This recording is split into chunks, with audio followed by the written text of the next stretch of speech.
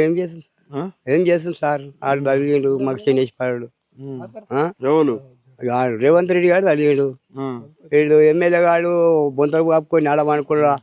పోతే కూడా ఇంట్లో లేడానికి వచ్చాడు పోలీసు వాళ్ళని పెట్టుకున్నాడు మమ్మల్ని ధైర్యంగా అడుగుతామా అంటే కొట్టేటట్టున్నది కొట్టి చంపేటట్టున్నది మాకు భూములు అవుతున్నది వీడు రేవంత్ రెడ్డి గారు వస్తా అంటాడు ప్రజలను పాలన చేస్తా అంటే ఈడ ఎమ్మెల్యే అంటే ఆడు రాడు ఈడు రాడు మేము కొనాకు మందు తంపి కలం ఉన్నది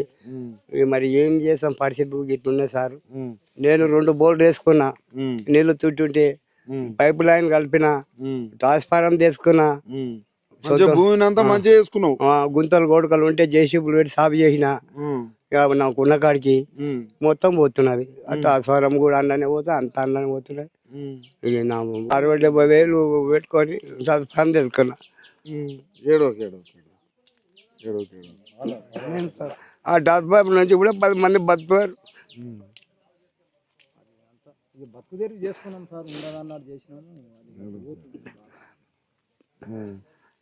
అంటే మా తాతలు ముత్తాతలు ఇచ్చిన భూములు మీరు ఎట్లా తీసుకుంటారు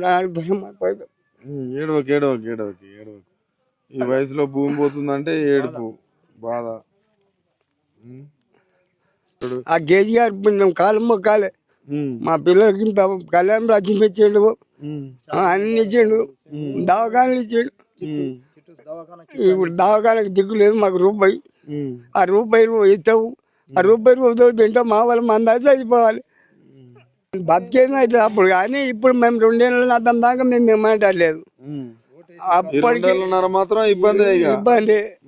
అయిపోతాయో ఉంటాయో కానీ ఆ 2 ఏళ్ళ తర్వాత వచ్చినాక ఆయనకి అధ్యయం అయితే తెలుస్తుంది భయం అవుతుంది రోజు ఎప్పుడు పోతుందో ఎప్పుడు తీసుకుంటారో అనే భయంతో ఉన్నారు అరే సార్ మగదన్న చూడిపోయి మా పాలు చెప్పి అందరూ ఎట్లా చూడిపో ఇంటింతలా చెరుకు వచ్చింది ఏం చేస్తా అంత దొంగతనం తీసుకొని వేసుకున్నా దుకాణాలు లేకపోతే చేసే పరిస్థితి లేదు ఆయన చేత చిక్కినాం